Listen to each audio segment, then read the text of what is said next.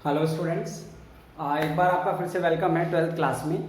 कल हमने solid state chapter की जो क्वेश्चन किए थे वो हमने नीट के क्वेश्चन किए थे, AIPMT के किए थे। आज जो हम क्वेश्चन करेंगे JEE के करेंगे और CET के करेंगे और 2014 से 19 के हम क्वेश्चन करेंगे। तो मेरे पास आज फिर 8 क्वेश्चंस हैं जो 2014 से लेके 18 तक JEE के मेन एग्जाम में आए हैं। तो चलिए उनको बारी बारी से डिस्कस करते हैं। पहला जो क्वेश्चन है, एक बार इसको रीड कर लीजिए। A solid having density 9.9 into 10⁻³ kilogram per metre cube forms FCC structure. FCC structure है, इसका मतलब FCC है तो Z कितना हो गया? मेरे पास थोड़ी जगह कम है तो मैं सिर्फ फॉर्मूला बताऊंगा। Z हो गया 4, FCC की बात है ना। Z कितना होता है? फेस सेंटर्ड में 4, बॉडी सेंटर्ड में 2 होता है, ठीक है। एज लेंथ आपको दे दी पिकोमीटर में। एज लेंथ क्या दे दी आपको? पिकोमीटर में दे दी है, ठीक है। तो A आपको दे दिया, वो भी आपको दे रखा है 200√2 पिकोमीटर में, ठीक है।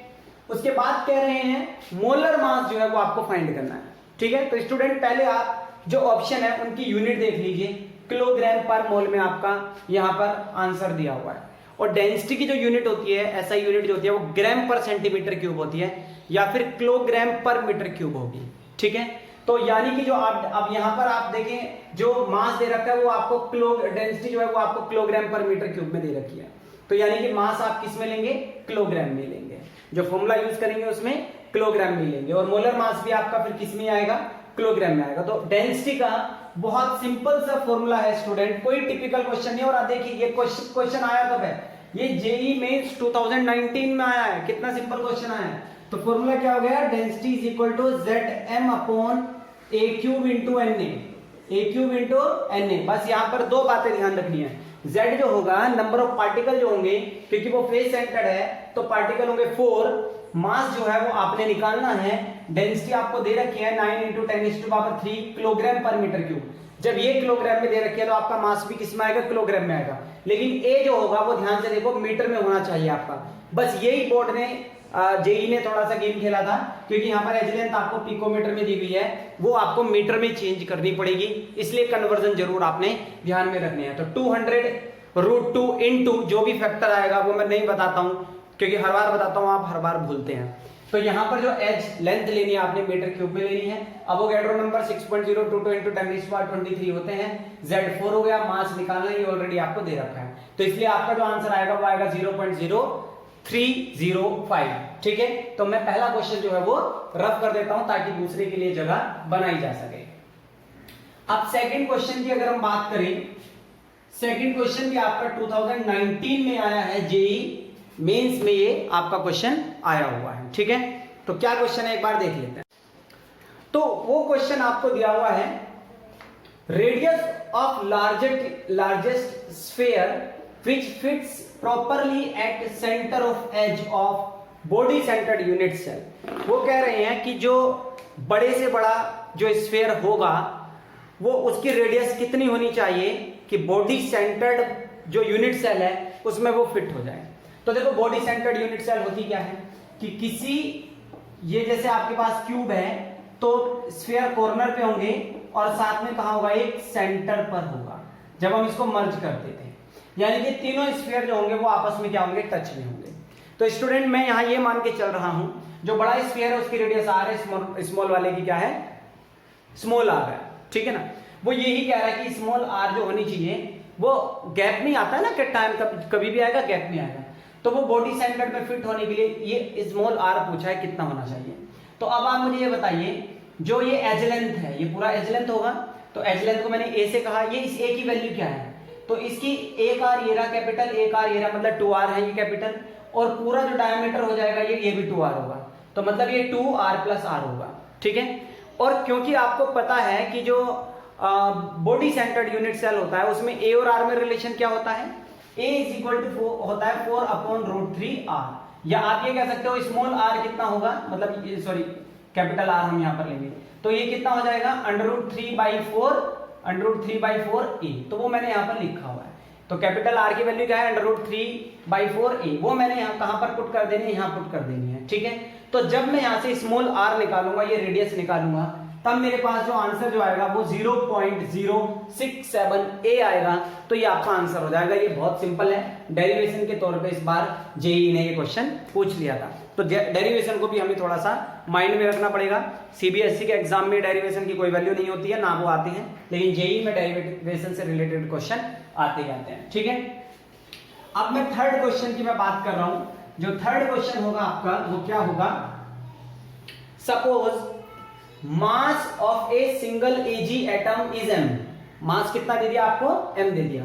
Ag मेटल क्रिस्टलाइजेज इन FCC लैटिस, तो Z अगेन कितना हो गया जब FCC लैटिस है तो 4 हो गया, ठीक है। डेंसिटी वो कह रहा है कितनी होगी A और m की टर्म में। तो अभी मैंने बताया था डेंसिटी क्या होती है, Zm/a³ into Na। तो क्योंकि वो कौन सी यूनिट सेल है स्टूडेंट, फेस सेंटर्ड है। देखिए 2000 कितने में आया, 15 में आया है, ठीक है ना, 2015 में आया है। तो अब मुझे ये बताइए Z कितना होता है face centred cubic unit cell के, 4 होता है। तो Z कितना हो गया 4। m मास तो m ही दिया हुआ है, उसका मास कितना दिया हुआ है, m दिया हुआ है। और एज लेंथ जो दी हुई है वो कितनी दी हुई है, a दी हुई है। Edge length of a single atom of where, ये a दी हुई है, तो a³। अब आप क्वेश्चन में देखिए Na कहीं नहीं है, ऑप्शन में Na कहीं नहीं दे रखा, तो मैं उसको छोड़ देता हूं। आप ये देखिए 4m/a³ कहां है, 4m/a³ ये रहा। ये आपका क्या हो गया, आंसर हो गया। बहुत सिंपल क्वेश्चन आते हैं, बस आपने टॉपिक को ध्यान से पढ़ा हुआ होना चाहिए। डायरेक्ट डेंसिटी का फॉर्मूला है 4m/a³, n यहां दे नहीं रखे हैं, ठीक है। तो ये आपका वेस्ट बंगाल जेईई 2015 में क्वेश्चन आया था, ठीक है। अब हम आगे बढ़ते हैं, इसको भी मैं रफ कर देता हूं। अगला क्वेश्चन जो है हमारा वो कौन सा है, नेक्स्ट क्वेश्चन है sodium crystallizes in a body centred cubic unit cell BCC। अब BCC है तो Z कितना होगा, BCC है तो Z कितना हो जाएगा, 2 हो जाएगा, ठीक है। With a unit edge length, with a unit cell length is ये आपको A दे दिया, ठीक है। रेडियस पूछिए, क्या पूछा आपसे, रेडियस पूछिए। A और R में रिलेशन क्या होता है, किसके लिए, BCC के लिए, Z की जरूरत नहीं पड़ेगी।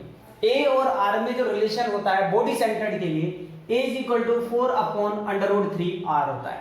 और बहुत सिंपल है, रेडियस पूछी है, यानी कि रेडियस = √3a/4 होता है। तो ये कितना दे रखा है आपको, √3 इंटू ये दे रखा है 4.29। चलो एंगस्ट्रॉम में रखो, कोई दिक्कत नहीं है, क्योंकि ऑप्शन भी आपके आंसर जो है वो एंगस्ट्रॉम में दे रखे हैं। डिवाइड बाय 4, आपका आंसर यहां से जो आएगा वो होगा 1.86। कितना होगा, 1.86। कैसे होगा, ये तो ऑलमोस्ट 1 हो गया ना, और √3 कितना होता है 1.732।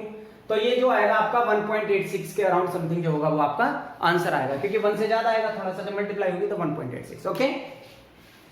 नेक्स्ट अब हम नेक्स्ट हम क्वेश्चन करते हैं, जेईई मेंस 2015 का क्वेश्चन था जो भी हमने सोल्व करा। अगला क्वेश्चन है आपका जेईई 2016 में, सॉरी कर्नाटका सीईटी में आया है। ये सेंटर का उनका अपना होता है, स्टेट का सॉरी इंजीनियरिंग टेस्ट होता है। 2016 में ये क्वेश्चन है, तो मैं थोड़ा सा ये बात जो है वो डाउन ले लेता हूं, ठीक है। First of all we will read the question. कह रहे हैं contribution of a particle of a edge centred. भाई एज पे कंट्रीब्यूशन कितना होता है, मतलब जो कमरे की आपकी दीवार है ये लंबी वाली, वॉल नहीं, कॉर्नर जो है, कॉर्नर का ऊपर से नीचे तक का ये लाइन जो आती है कॉर्नर में, ये कितने रूम में कॉमन है, 4 में कॉमन होती है। आपको पहले ही बताया एज पे कंट्रीब्यूशन कितना होता है, 1/4 कंट्रीब्यूशन होता है, ठीक है। तो आंसर क्या हो जाएगा आपका, बी आंसर हो जाएगा। तो ये 2016 का बहुत सिंपल क्वेश्चन था। अब आगे बढ़ते हैं स्टूडेंट, क्वेश्चन नंबर 6 पर मैं और डाउन कर लेता हूं इसको। क्वेश्चन नंबर 6 क्या कह रहा है, देखिए कह रहा है which of the following is metallic and ferromagnetic. ये जब आपने 4 तरह की मैग्नेटिक प्रॉपर्टी पढ़ी होंगी, paramagnetic, diamagnetic, ferromagnetic, anti ferromagnetic और फेरीमैग्नेटिक, तो उसमें आपको ये सारे एग्जाम्पल आपने पढ़े होंगे, ठीक है। तो जिसका आंसर होगा CrO2 जो है आपका, ये फेरोमैग्नेटिक सब्सटेंस होता है। फेरो मतलब अगर आप इसको अप्लाइड मैग्नेटिक फील्ड में रखोगे तो बहुत स्ट्रॉन्ग अट्रैक्ट होता है, परमानेंट मैग्नेट भी इसी तरह के सब्सटेंस की बनती है, ठीक है। अगला क्वेश्चन जो आएगा आपका 7 क्वेश्चन जो है, a metal crystallises in A FCC। देखिए ये आपका फिर से इसमें आया हुआ है, जेईई 2017 में क्वेश्चन आया, क्या है, a metal crystallises in A FCC structure if, मतलब एफसीसी स्ट्रक्चर है तो Z कितना हो गया, एफसीसी है तो 4 हो गया। Edge length of unit is A, ठीक है। The closest approach between two atom, तो देखो क्लोजेस्ट अप्रोच पूछ रहा है तो इसको ऐसे समझिए जैसे इसमें Z का कोई रोल नहीं है, ठीक है ना। तो जैसे आपके पास ये आपके पास एफसीसी यूनिट सेल मैंने बना दी। एफसीसी में क्या होता है, फेस सेंटर्ड यूनिट्स होता है। अब इसमें वर्ड आया closest approach between two atom, मतलब कौन से दो एटम क्लोजेस्ट होंगे। तो डायगोनल हमें पता है छोटा होता है, तो ये वाले जो दो एटम होंगे ये सबसे क्लोज होंगे। चलो मैं इसको पूरे को बढ़ा देता हूं आगे और मैं कुछ नाम दे देता हूं, A B C और D जो है वो मैं नाम दे देता हूं, ठीक है। अब क्योंकि ये साइड है क्यूब की तो ये सारी चारों की चारों एक सी होंगी, इनको मैंने क्या मान लिया, A मान लिया, ठीक है। लेकिन AD जो होगी वो तो डायगोनल है क्यूब का, वो A नहीं होगा। तो क्लोजेस्ट अप्रोच क्या होगी, AD होगी। तो मैं यहां लिख लेता हूं AD होगी, या क्या कह सकते हो आप DC होगी, या आप क्या कह सकते हो AC का आधा होगा। क्लोजेस्ट अप्रोच AC का क्या होगा, हाफ होगा। तो स्टूडेंट अगर आपने AC निकाल लिया तो उसका हाफ कर दो, वो क्लोजेस्ट अप्रोच हो जाएगा। ये मैंने जब आपको डेरिवेशन करवाए थे उसमें करवाया था। तो ठीक है, तो AC स्क्वायर कितना होगा, AC स्क्वायर होगा BC square, AC Pythagoras theorem से BC square plus AB square. तो ये आपका आ जाएगा √2a, कितना आ जाएगा, √2a, क्योंकि ये भी a स्क्वायर कितना हो गया 2a स्क्वायर का तो करोगे तो कितना आ जाएगा √2a, ठीक है। किसकी वैल्यू हो गई, AC की वैल्यू होगी, तो इसका हाफ कर दो, इसका क्या कर दो, हाफ कर दो। तो √2a कहां पर है, √2a ये रहा। कैसे है ये √2a, आप इसको √2 से मल्टीप्लाई करो, √2 से डिवाइड करो, तो √2 और √2 कितना हो गया, पूरा 2, तो पूरा 2 से पूरा 2 कैंसिल हो गया, ये हो गया कि नहीं हुआ। तो a/√2 ये अलग फॉर्मेट में दे दिया, a/√2 क्या दे दिया उसने, अलग फॉर्मेट में दे दिया।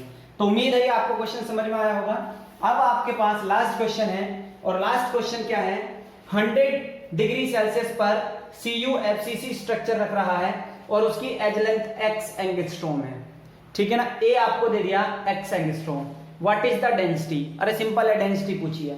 तो डेंसिटी इज इक्वल टू क्या होता है, मैं थोड़ा सा ऊपर कर लेता हूं, ये डेंसिटी इज इक्वल टू क्या होता है, Zm/a³ इंटू Na, ठीक है ना, a³ Na। तो Z कितना है, क्योंकि वो किसमें, FCC में जा रहा है, FCC का मतलब फेस सेंटर, तो Z कितना हो जाएगा 4, और मास जो है वो कितना दिया हुआ है इसमें 63.54 नीचे दिया हुआ है। अगर आप देखें ये जो है, आप देखें अगर 63.54 कॉपर का एटॉमिक मास वैसे आपको याद भी होना चाहिए। तो 63.54 अपॉन a³ x की वैल्यू आपको x एंगस्ट्रॉम दिया हुआ था, ठीक है। तो x एंगस्ट्रॉम हो गया आपका, लेकिन इनटू 10⁻⁴ भैया आपको किस में निकालना है, अगर आपको निकालना है मीटर क्यूब में तो इसको तो चेंज करोगे ना, या फिर आप ऐसे ही छोड़ दो, अवोगाड्रो नंबर आपको दिया नहीं है, ये आप सोल्व करेंगे और आप अपना आंसर यहां पर मैच करेंगे। तो you will find that 422 divide by x³, ठीक है जी। तो ये आपका आंसर आ जाएगा। तो उम्मीद है ये आपको टॉपिक जो है वो समझ में आए होंगे। बहुत सिंपल क्वेश्चन है, कोई नए नहीं आते जेईई मेंस वगैरह में, बस आपको क्या करना होता है, टॉपिक जो होते हैं इनको ध्यान में रखना होता है।